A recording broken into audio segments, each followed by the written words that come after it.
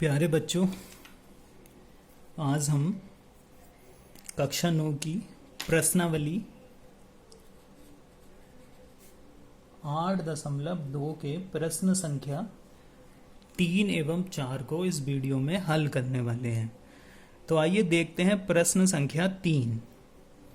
प्रश्न संख्या 3 में कहा गया है ABCD एक आयत है। ये ABCD ये जो है ये एक आयत है और PQR तथा S भुजाओं AB, BC, CD तथा AD के मध्य बिंदु, मतलब ये AB का मध्य बिंदु, ये BC का, ये CD का और ये AD का। तो हमें बताना है कि ये जो PQRS है ये एक समचतुर्भुज है, मतलब ये एक ऐसा समांतर चतुर्भुज है जिसकी चारों भुजाएं बराबर हों। तो चलिए बच्चों, सबसे पहले हम दिया है लिखते हैं। दिया है में क्या, ABCD आयत है तो AB जो है वो CD के बराबर होगी और BC भुजा AD के बराबर, मतलब ये AB इस CD के बराबर, ये BC इस AD के बराबर और साथ ही इसके विकर्ण भी बराबर होंगे। आयत के तो ये गुण ही होते हैं। तो AC ये जो इसका विकर्ण है AC ये इस विकर्ण BD के बराबर होगा। और इसने कहा कि भुजाओं AB, BC, CD तथा DA के मध्य बिंदु PQR तथा S हैं। अब हम इसको सिद्ध करना जो है वो लिखते हैं। सिद्ध करने में हमें यही सिद्ध करना था कि PQRS एक समचतुर्भुज है। उसके लिए बच्चों हमने इसमें क्या रचना की है, हमने रचना ये की है कि इसके विकर्ण AC और BD को हमने मिला दिया। अब आगे देखते हैं इसकी उत्पत्ति कि हम इसको किस प्रकार हल कर पाएंगे। तो बच्चों, उत्पत्ति में हमने सबसे पहले त्रिभुज ABC लिया है, ABC इस त्रिभुज को हमने लिया है जिसकी भुजा AB का मध्य बिंदु P और BC का मध्य बिंदु Q है। लिखा है हमने यही, त्रिभुज ABC में भुजा AB तथा BC के मध्य बिंदु P और Q है। जब मध्य बिंदु लिए हैं तो हमने लगाई फिर मध्य बिंदु प्रमेय। जब मध्य बिंदु प्रमेय लगेगी इस ऊपर वाले त्रिभुज ABC में, तो जो भुजा PQ है वो AC के समांतर होगी, तो PQ समांतर होगी AC के और लंबाई में उसकी आधी होगी, तो PQ बराबर होगा 1/2 AC। ये लिखा हमने समीकरण नंबर 1। वैसे ही नीचे वाले में लिया, इसमें त्रिभुज ADC में क्या है, भुजा AD और CD के मध्य बिंदु S तथा R हैं। जो भुजा AD है उसका मध्य बिंदु S है, ये S, और CD का मध्य बिंदु R। तो उसमें भी SR समांतर होगा AC के और जो SR है वो बराबर होगा 1/2 AC। अब हम समीकरण 1 एवं समीकरण 2 की तुलना करेंगे। हम समीकरण 1 में देख रहे हैं कि PQ समांतर है AC, समीकरण 2 में देख रहे हैं कि SR समांतर है AC, मतलब AC ऐसी रेखा है जो दोनों के समांतर है। तब जब हम इन दोनों की तुलना करेंगे तो हम पाएंगे कि PQ समांतर है SR। दूसरा, PQ भी 1/2 AC के बराबर है और SR भी 1/2 AC के बराबर है, तो उससे मिलेगा हमें PQ बराबर SR। मतलब ये जो चतुर्भुज है PQRS, इसमें ये सम्मुख भुजाएं PQ और SR बराबर भी हैं और समांतर भी हैं। यही लिखा हमने, चतुर्भुज PQRS की सम्मुख भुजाओं का एक युग्म बराबर तथा समांतर है, इसलिए PQRS क्या होगा बच्चों, एक समांतर चतुर्भुज होगा। अब जब ये समांतर चतुर्भुज है तो फिर जितनी भुजा ये PS होगी उतनी भुजा QR होगी, जितनी भुजा ये PS होगी उतनी ही भुजा QR होगी। ये हमने लिख दिया है कि PS बराबर QR, और फिर जितनी भुजा PQ होगी उतनी भुजा SR होगी, ये भी लिख दिया। अब हम बात करेंगे बच्चों त्रिभुज BCD में,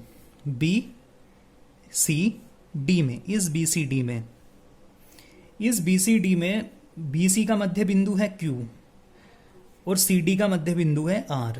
तो इसमें भी अगर जब हम मध्य बिंदु प्रमेय लगाएंगे तो QR जो है ये भुजा QR इस BD के समांतर होगी, QR समांतर होगा BD, और QR का जो मान होगा वो होगा 1/2 BD के। इसको हमने लिखा समीकरण नंबर बच्चों 5। फिर से बता देता हूं, जब हमने ये त्रिभुज लिया BCD तो ये दोनों भुजाओं के मध्य बिंदु हो गए, तो इसको मिलाने वाली रेखा मध्य बिंदु प्रमेय के अनुसार QR जो होगी वो बी डी के समांतर भी होगी और लंबाई में इसकी आधी होगी। तो क्यू आर बराबर बी डी और क्यू आर बराबर 1/2 बी डी। अब आगे देखते हैं, इसको समीकरण नंबर 5 लिखा है। अब बच्चों चूंकि ए बी सी डी एक आयत था, ये ए बी सी डी तो एक आयत था ना, तो आयत के विकर्ण बराबर होते हैं। विकर्ण बराबर मतलब जितना ए सी होगा उतना ही बी डी होगा, तो ए सी बराबर बी डी। अब ये जो हमारी समीकरण नंबर 5 थी जिसमें हमने लिखा था क्यू आर बराबर 1/2 बी डी, अब हम इस बी डी की जगह लगा लेंगे ए सी, तो क्यू आर बराबर हो जाएगा क्या 1/2 ए सी। इसको हमने लिखा समीकरण नंबर 6। अब बात करते हैं समीकरण 1 और 6 की। तो बच्चों सबसे पहले मैं यहां लिखता हूं, ये है समीकरण नंबर 1, पी क्यू बराबर 1/2 ए सी। ये है समीकरण नंबर 6, उसमें लिखा है क्यू आर बराबर 1/2 ए सी, मतलब पी क्यू भी 1/2 ए सी के बराबर है और क्यू आर भी 1/2 ए सी के बराबर है। पी क्यू भी 1/2 ए सी के बराबर, क्यू आर भी 1/2 ए सी के बराबर। तो हम पाएंगे कि पी क्यू और क्यू आर, इसकी जो ये भुजा है पी क्यू और ये भुजा क्यू आर, मतलब ये दोनों भुजाएं आपस में कैसी होंगी, बराबर होंगी।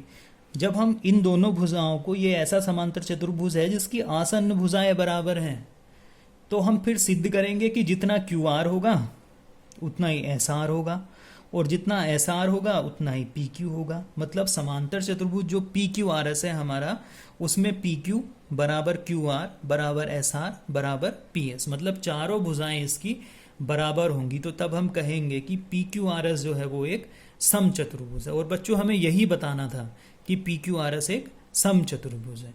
अब देखते हैं इसका प्रश्न नंबर 4। बच्चों प्रश्न संख्या 4, ए बी सी डी एक समलंब है। ये जो ए बी सी डी है ये एक समलंब है जिसमें ए बी समांतर है सी डी। समलंब होगा तो भुजाओं का एक जोड़ा समांतर होगा, तो ये जो ए बी भुजा है ये सी डी के समांतर है और बी डी एक विकर्ण है। ये जो बी डी है रेखा, ये इसका एक विकर्ण है और ई भुजा ए डी का मध्य बिंदु है। ये जो ई है ये इस भुजा ए डी का मध्य बिंदु है। ई से होकर एक रेखा ए बी के समांतर खींची गई है। इस ई बिंदु से इस ए बी के समांतर ये रेखा खींची गई है जो कि इस बी सी को बिंदु एफ पर काटती है। मतलब ये जो ई एफ है ये इस ए बी के समांतर है।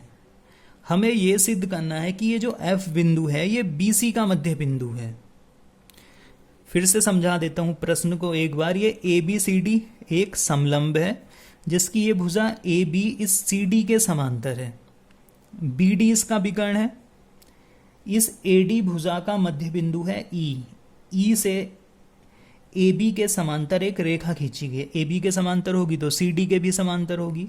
तो ई से जो ए बी के समांतर रेखा खींची गई है वो बी सी को बिंदु एफ पर काटती है। तो बच्चों जहां इसने बी डी को काटा उसको मैंने जी लिख दिया। तो हमें यह बताना है कि ये जो बिंदु एफ है ये बी सी का मध्य बिंदु है। एफ मतलब ये वाला बिंदु जो है ये इस बी सी का मध्य बिंदु है। तो सबसे पहले हम लिख लेंगे दिया है। दिया हमें हमने लिखा ए बी सी डी एक समलंब है।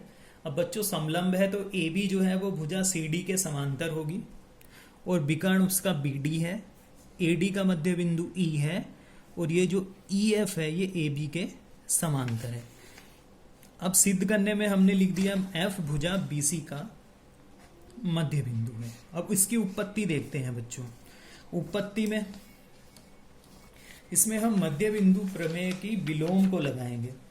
त्रिभुज ए बी डी में ए बी डी, ये जो इतना त्रिभुज इधर को बचा हुआ है ए बी डी में, त्रिभुज ए बी डी में हमने देखा कि ए डी का जो मध्य बिंदु है वो ई है और इस ई से खींची गई रेखा ए बी के समांतर है। ए डी का मध्य बिंदु ई है और ई से खींची गई रेखा ई एफ इस ए बी के जो है वो समांतर है और बी डी को बिंदु जी पर काटती है, इसलिए ई जी जो है वो समांतर होगी ए बी के। मतलब इस त्रिभुज ए बी सी को हमने लिया, ये ई इसका मध्य बिंदु है, इसके से ए बी के समांतर खींची गई रेखा ई एफ है। इस EF ने BD को बिंदु G पे काट दिया। अब चूंकि ये पूरी समांतर है इसलिए EG जो है वो AB के समांतर होगी, ये लिखा है। अब आगे इसको देखते हैं। अब बच्चों हमने इसमें लगाया कि त्रिभुज की एक भुजा के मध्य बिंदु से दूसरी भुजा के समांतर खींची गई रेखा तीसरी भुजा को समद्विभाजित करती है। मतलब त्रिभुज ABD में E से जो इसने ये EG रेखा खींची, ये AB के समांतर है, तो यह तीसरी भुजा मतलब BD को भी बिंदु G पर समद्विभाजित करेगी। इसलिए त्रिभुज ABC में जो G बिंदु है, ये वाला बिंदु, वो BD का मध्य बिंदु है। ये जो G है वो इस BD भुजा का क्या होगा बच्चों, मध्य बिंदु है।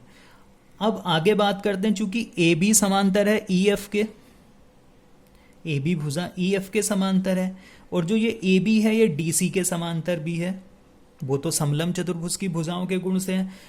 तो जब हम इनकी तुलना करेंगे तो हम पाएंगे कि ये जो EF है ये CD के या DC के भी समांतर होगी।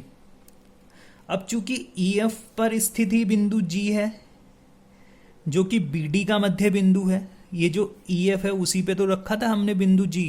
अब हम यहां इसको सिद्ध कर चुके हैं कि G BD का मध्य बिंदु है, इसलिए GF समांतर होगा DC, GF समांतर DC। अब चूंकि त्रिभुज DCB में भुजा एक BD के मध्य बिंदु G से खींची गई रेखा DC के समांतर है। अब हमने ये वाला जो त्रिभुज लिया BCD, इसमें इस भुजा का मध्य बिंदु हो गया G, इससे खींची गई रेखा GF इस CD के समांतर है। तो मध्य बिंदु प्रमेय के विलोम के अनुसार F जो होगा वो BC का मध्य बिंदु होगा। फिर से मैं पढ़ देता हूं जो लिखा है। त्रिभुज DCB में भुजा BD के मध्य बिंदु G से, इस बिंदु G से खींची गई रेखा DC के समांतर है। रेखा हमने ये खींची और ये DC के समांतर है, अतः F जो है वो BC का मध्य बिंदु होगा। बच्चों यही हमें इसमें सिद्ध करके दिखाना था कि F जो है वो BC का मध्य बिंदु है। बच्चों आज के इस वीडियो में इतना ही है। कल आपके लिए फिर से नया वीडियो बनाएंगे प्रश्न संख्या 5 एवं 6 का।